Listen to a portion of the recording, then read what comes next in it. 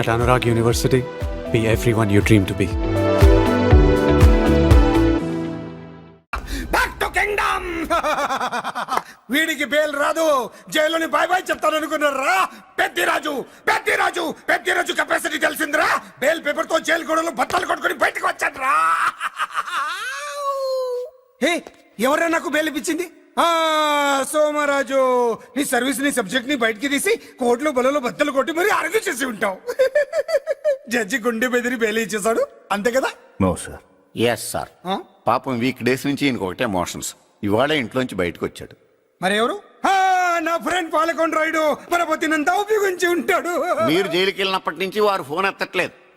మీ friend. మరి ఎవరు? ఎమ్మెల్యేనా? కాదు. ఎంపీనా? కానే కాదు. మినిస్టరా? అస్సలు కాదు. మరి ఎవరే నాకు బేలిపించిన దేవుడు? అక్కడ ఉన్నాడు, దండం పెట్టుకోండి.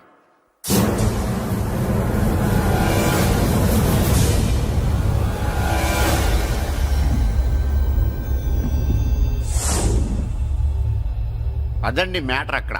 అందుకే మేము సైలెంట్ ఇక్కడ.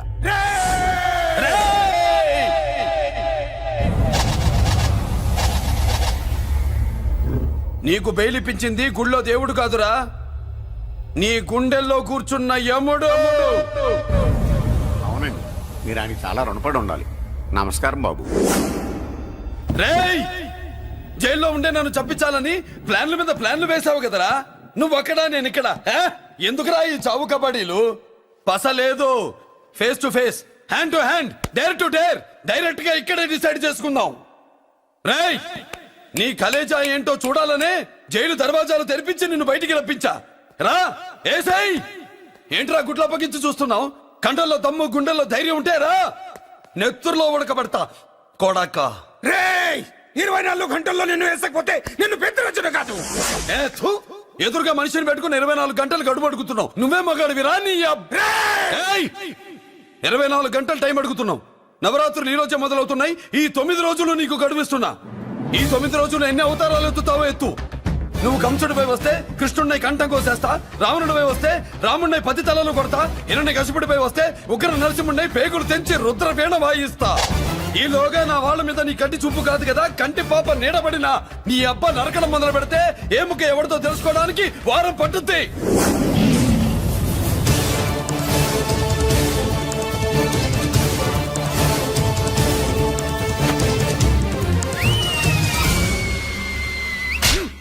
ఏంటంటే ఆయన చెప్పిన డైలాగులకి నా ప్లేస్ లో ఎవడన్నా ఇలాగే చేస్తాడు. మీ ప్లేస్ లో ఉన్నవాడు ఆయన ఏం చేయాలో చేయండి.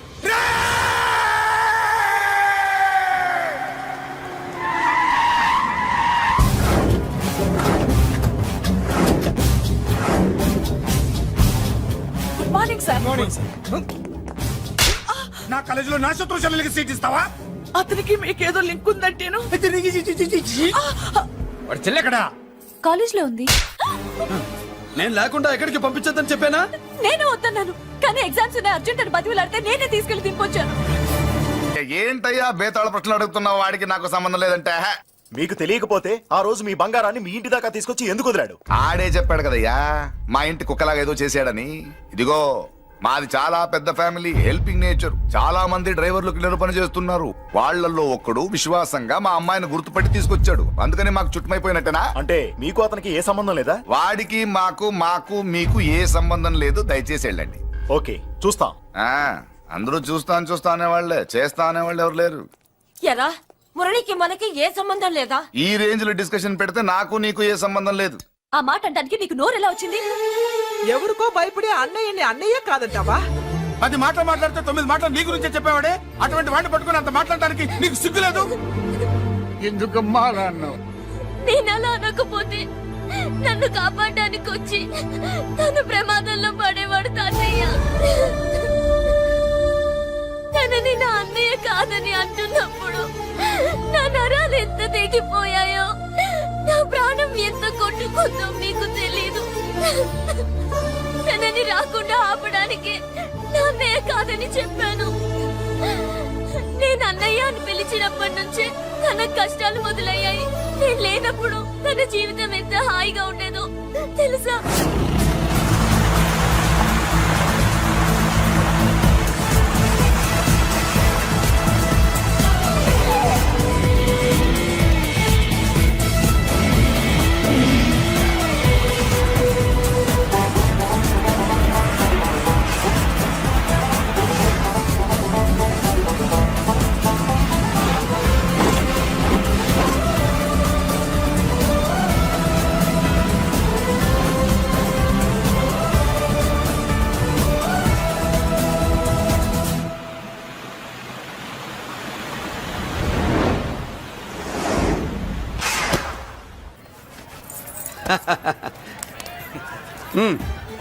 నెల నెల మా జీతాలన్నా లేట్ గా ఇస్తారేమో గానీ నువ్వు మాత్రం నీ బేట టైంకి ఇచ్చేస్తావు. అందుకే అప్పుడప్పుడు ఈ ఉద్యోగం వదిలేసి నీ వెనక వచ్చేద్దాం అనిపిస్తుంది. డ్రెస్సులు వేరేనా? మీరు నేను చేసే ఉద్యోగం ఒకటేగా. అంతేనంటావా? అంతేగా. వస్తా మరి. Thank you. పదండ్రా. సింహాచలం గుళ్ళో కప్పస్తంభం అంటాడు. మనిషి బండ మనసు కొండ. వీడు సంపాదించిన దాంట్లో సగం ఇక్కడే పనిచేస్తాడు. మరి మిగతా సగం ఏం చేస్తాడు? నానమ్మా, నానమ్మా, రారా నీకోసమే చూస్తున్నాను. ఇవిగో తీసుకో. అన్ని ఉన్నాయో లేవో చూసుకో. అబ్బా వీటి కోసం కాదురా, ఆ, నీకోసమే చూస్తున్నా. అమ్మా మంచి నానమ్మ. మురళి ఆ, చికెన్ మసాలా తెచ్చావా? ఇదిగో తెచ్చావుదినా. నువ్వు అడగడం నేను తీసుకోకపోవడమా ఎప్పుడైనా జరిగిందాలా? నానమ్మా, ఇదిగో నీ కొత్త కళ్ళు చూడు. నాకెందుకురా? నన్ను బాగా చూసుకుంటావునే నానమ్మ. నాన్న ఇక్కడ ఉంటే నాన్నమ్మ ఏంట్రా? ఆ? ముందు అమ్మ నాన్న. అమ్మ పోయింది కాబట్టి నాన్న ముందు. ఏది నా మందు? అన్నయ్య, ఏయ్ కెమెరా అడిగావుగా, ఇదిగో. ఎప్పుడో అడిగితే ఇప్పుడు తీసుకొచ్చావా? మరి నువ్వు అడిగింది పట్టడానికి టైం పట్టింది. కుమారా, నాదేదిరా? చెల్లెమ్మా, పుస్తకాల సెట్ కావాలన్నావుగా, రెడీ. మరి కాలేజ్ ఫీజు? ఓసి నీ దుంపదగా నిన్ననే కదా కాలేజ్ ఫీజు కని తీసుకెళ్ళావు. ఏ ముసల్దానా, నువ్వు ఊరుకో. నీకేం తెలుసు? కాలేజ్ అన్నాక బోర్డు ఫీజులు ఉంటాయి. అబ్బో. ఇదిగో చెల్లెమ్మా డబ్బు తీసుకో. వెళ్ళి వాడిది రేపటిది అన్ని ఫీజులు కట్టాయి. వచ్చే వచ్చే ఆగవే. కుమారా, ఇప్పుడు ఇప్పుడు ఈ ఇంట్లో అన్ని క్యారెక్టర్ అయిపోయారా? నువ్వు నాకు ఇవ్వాల్సింది ఇచ్చేస్తే ఈ క్యారెక్టర్ కూడా అయిపోద్ది. చెయ్యి. పాలసీ సభ పగిలిపోయిన పిల్లాడిలాగా ఏడుస్తావు. ఇదిగో. అమ్మా, ఆహా, కొడుకంటే నువ్వురా నాన్న. మళ్ళీ జన్మంటూ ఉంటే నీ కడుపుని నీ కొడుకుగా పుడతాను. దోశలు ఎక్కడికమ్మా? మురళీకమ్మా. అవి మా ఆయన కోసం వేసుకున్న దోశలు. అవును, దోశల మీద మీ ఆయన మా ఆయన అని పేరు రాసి పెట్టుకో. పాపం వాడు ఆకలితో ఉన్నాడే. ఏ ఆ మాత్రం ఆకలికి చచ్చిపోతున్నాడా? అయినా ఈ దోశలు తినేసే బేవర్స్ ఉద్యోగం ఏంటంట? వాడు ఏ ఉద్యోగం చేసినా వాడు ఉద్యోగం చేస్తున్నాడు కాబట్టి మనం తింటున్నాం. నీ మొగుడు సంపాదన నీ పూలికే సరిపోదు. నా మొగుడు సంపాదన నా మల్లె పూలకే ఖర్చు పెడుతున్నాడు. ఆయన గారి సంపాదన ఆ లేబర్ జనాలకి పంచిపెట్టి ఏవో ఎంగిలి మెతుకుల్లాగా చిల్లర డబ్బులు మా మొహాన్ పడేస్తే మేము సేవలు చేయాలా? చాలే నోరు ముయ్యవే. వాడి ఒంట్లో ఉన్నది ఏ తల్లి రక్తమో గాని ఎప్పుడు జనం జనం అంటాడు. అదేనా వాళ్ళలో ఉన్న గొప్పతనం. గొప్పోడైతే దండేసి దండం పెట్టు, అతనికి మాత్రం పెట్టు. నువ్వేంటే పెట్టేది? నేనే పెట్టుకుంటాను. నోరు ముయ్యి. ఇప్పుడు అట్ల కాడ నా దగ్గర ఉంది. నోరు తెరిచావంటే కాల్చి పారేస్తాను. రావే, 2 దోశలు పెట్టు. వేస్తారా? దోశలు కాదు, 2 దెబ్బలు. ఆహా. వాడెక్కడ్రా? ఎవడు? వాడేరా మురళి. నాకు మందు లేనప్పుడు అందరితో పని, మందు ఉన్నప్పుడు ఎవరితో పని లేదు. ఒరే, వాడు మన బిడ్డ కాకపోయినా మనందరినీ బిడ్డలాగా చూసుకుంటున్నాడు. ఆ బిడ్డ గురించి కూడా కొంచెం ఆలోచించరా. ఏమే, నేను నీ బిడ్డేగా, నా గురించి కొంచెం ఆలోచించవే. మందులో ఉన్నప్పుడు దొప్పకు దిగిపోద్ది. అస్సలు నీ నోట్లో నోరు పెట్టడం నాది తప్పు. తప్పంతా నీ దగ్గర పెట్టినానంటావు. తిను, తాగుబోతే అదవా. ఏం చేయమంటావు? కొందరు తినడానికి పుడతారు నాలా, ఇంకొందరు పెట్టడానికి పుడతారు వాళ్ళ. ఏ తల్లి కనిందో? నేను చేసిన తప్పుకి నువ్వుంటే కాళ్ళు పట్టుకునేవాడమ్మా. లేవు కాబట్టి కన్నీళ్లు పెట్టుకుంటున్నాను. నన్ను క్షమించమ్మా. అయ్యగారు ఇలా రోజు బాధపడుతూ ఉంటే చూడలేకపోతున్నాను కొండన్నా. ప్రతిరోజు కాదు, ప్రతి క్షణం ఆయన పడే బాధే అది. మొదటి కోడల్ని ఆయన చేతులతో ఆయన దూరం చేసుకుంటే రెండో కోడల్ని కొడుకుని ఆ భగవంతుడే లాగేసుకున్నాడు. అయితే ఆయన్ని ఓదార్చడం ఎలా కొండన్నా? దానికి మన దగ్గర ఉందిగా తారక మంత్రం. అమ్మా మల్లిక, తాతయ్య గారికి నీ చేత్తో కాఫీ కావాలట.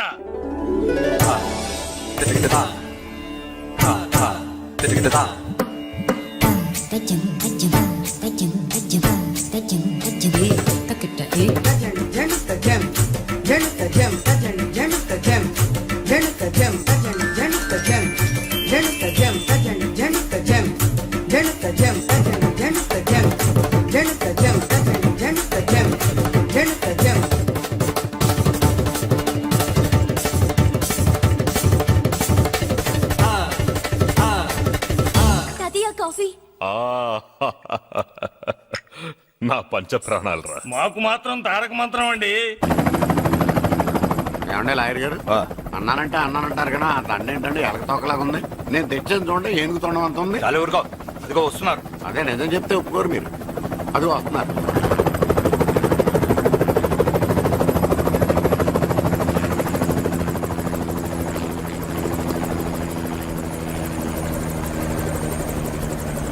ఏం కొత్త కలెక్టర్ బాగున్నావా? బాగున్నాను sir. Welcome to Vizag sir. అదేంటనే కలెక్టర్ నెల కొట్టావు? బుర్రా తక్కువ వేదవా ఎందుకు కొట్టండి చెప్పరా. దండ వేయించుకోవడానికి కూడా అన్న తలదించడని ఆ కలెక్టర్ తెలీదు. దండలేసే పద్ధతి తెలియక భయపడుతున్నారు. ఆడికి ఎలాగేయాలో నాకు తెలుసు. ఆ దండలాగి వెల్కమ్ టు వైజాగ్ సార్. నాకు తెలుసు సార్, మీరు తలంచకుండానే దండేస్తాను. రే యా వెల్కమ్ టు వైజాగ్ సార్. నన్ను కొట్టారేంటా? అన్నకంటే హైట్ లో వచ్చినందుకు పదా. చిరంజీవి అన్ని సరిగ్గా ఉన్నాయా? అన్నీ సరిగానే ఉన్నాయి. బేబీ మల్లిక అరంగేట్రం సందర్భంగా అయ్యగారు పేదలకు 1000 ఎకరాల భూమిని దానం చేస్తున్నారు. సర్లేవయ్యా, ఎవరన్నా ఎదురండమ్మా, మళ్ళీ వర్జం వస్తుంది.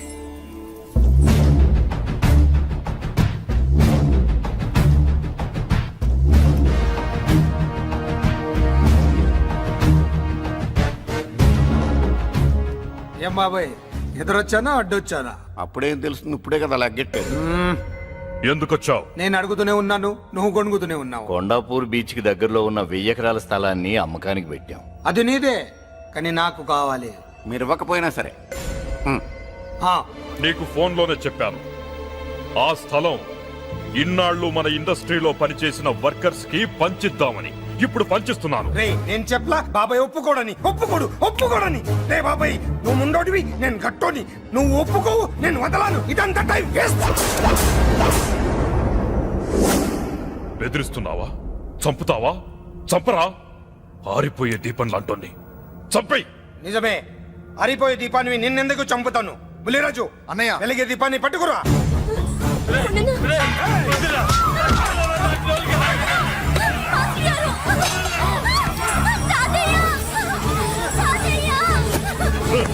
వదలరా.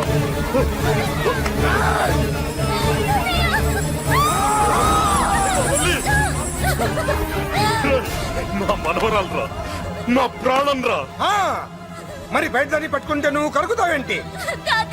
ఏమ్మా స్టేజ్ షోకు బయలుదేరావా? ఇంట్లో లైవ్ షో పెట్టుకుని కనిపెట్టుకోరా. జాగ్రత్త, పేలుతుంది.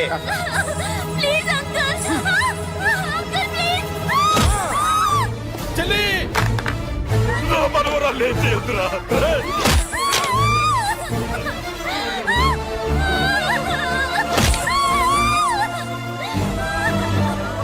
భగవంతుడా.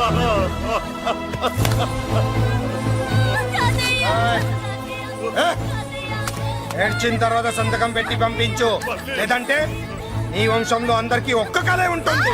ఏయ్! ఏంట్రా టాప్ లేచిపోయేటట్లు కేకలు పెడుతున్నారు? ఏమైంది? చెల్లి జారిపడింది నాన్న. ఫూ! నేనేదో ఫుల్ బాటిల్ తెస్తూ పొగలు కొట్టేశారు అనుకున్నా. నీకెప్పుడు ముందుకోలే? కాలుకి ఫ్రాక్చర్ అయిందో ఏంటో. ఫ్రాక్చర్ అయితే కాల్ తీసేస్తారా ఏంటి? దానికంటే ఎక్కువ నువ్వే బాధపడుతున్నట్టున్నావు. ఏమా నొప్పిగా ఉందా? పూసిన సెంటిమెంట్ చాలు గానీ ఏదైనా ఆయింట్మెంట్ రాయి. ఓ గోల. వాళ్ళ మాటలు పట్టించుకోవద్దమ్మా, పద హాస్పిటల్కి వెళ్దాం. ఏంటా ఓవర్ యాక్షన్? నేనేదో కాలేజ్ ఎక్కడదామని యాక్ట్ చేస్తే నువ్వు నాకంటే బాగా యాక్ట్ చేస్తున్నావే. చేసిన చాలే గాని ముందు ఆ చోట తెచ్చుకో. అబ్బా ఎరా నువ్వు చూపించిన ప్రేమ నీకే విషయమైంది కదూ. విషమా పాడా? అదేదో చిన్నపిల్ల, దాని మాటలు పట్టించుకుంటానా ఏంటి? మురళి రా బాబాయ్. ఎరా అబ్బయ్యా, నువ్వు అన్నం తిన్నావా? ఆకలి కావట్లేదు బాబాయ్. నీ ఆకలి నీ కళ్ళలో కనిపిస్తుందిరా. ఇదిగో నిమ్మకాయని అంచుకుని నీకు ఇష్టమైన గంజి తాగుతావా? గంజి నీళ్ళంటే మనం రెడీ. అది అవును బాబాయ్, సింగపూర్ నుంచి రావాల్సిన షిప్పింగ్ రాలేదేంటి? తిప్పొస్తే ఏమొస్తుంది అబ్బయ్యా? డబ్బులు వస్తాయి. ఇంట్లో నాన్న, అన్నయ్య, చెల్లెలు, నువ్వు, చిన్నగాడు, అంజిగాడు అందరి అవసరాలు ఉన్నాయి కదా. మా ఆకలి తీరాలంటే ముందు నీ కడుపు నిండాలి. అదేం లేదు బాబాయ్, ముందు జనం తర్వాతే మనం. సర్లేరా, గంజి ఎలా ఉందబ్బయ్యా? గంజికేం బాబాయ్, కన్న తల్లి పాలు కూడా ఇట్లాగే ఉంటాయేమో. బాబాయ్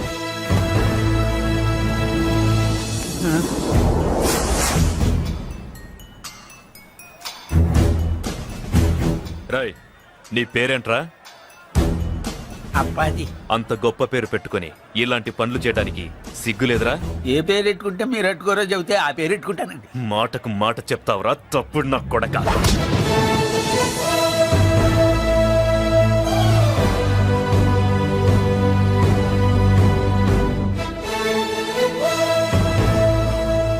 తప్పు సార్. బలం ఉంది కదా అని కింద పడి మెడ మీద కొడితే పైవాడు తల మీద కొడతాడు. ఓహో, నువ్వేనా వాడికి బాస్?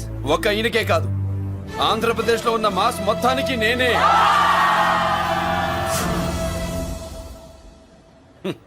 విన్నావుగా? ఏంట్రా నేను వినేది? మళ్ళీ రా అన్నావు, లేచిన కెరటం కింద పడేలోగా నువ్వు లేచిపోతావు. కొడతావా? మాస్ కొట్టుడు తెలియదు అనుకుంటా. పైనుంచి కొట్టడం మొదలెడితే కింద నుంచి గ్యాస్ బ్లౌట్ అవుద్ది. స్మగ్లింగ్ చేసుకుని బతికే వాడికి కూడా ఇంత ఇదా? Spelling mistake sir. పెద్ద పెద్ద వాళ్ళు స్మగ్లింగ్ చేసి దేశాన్ని దోచుకు తినేస్తుంటే వాళ్ళు గడ్డు కొట్టి ఆ డబ్బులు మాకు పంచుతున్నాడు. అది క్యారెక్టర్. మన డిపార్ట్మెంట్ పట్టుకున్న సగానికి పైగా స్మగ్లింగ్ కేసులు మళ్ళీ పట్టించినవే సార్. పోలీసులు పట్టుకోలేని ఆ దొంగ సరుకుని తను పట్టుకుని మా కడుపు నింపుతున్నాడు సార్. మాకు జీతాలు సరిపోక మురళి ఇచ్చిన డబ్బులు తీసుకుంటున్నాం సార్. కావాలంటే మా వీపులు కొట్టండి, కానీ ఇంతమంది పొట్టలు కొట్టగండి సార్. మీరెన్ని కథలు కహానీలు చెప్పినా నా డ్యూటీ నేను చేస్తాను. ఆ సూట్ కేసు ఇవ్వు. ఇవ్వు.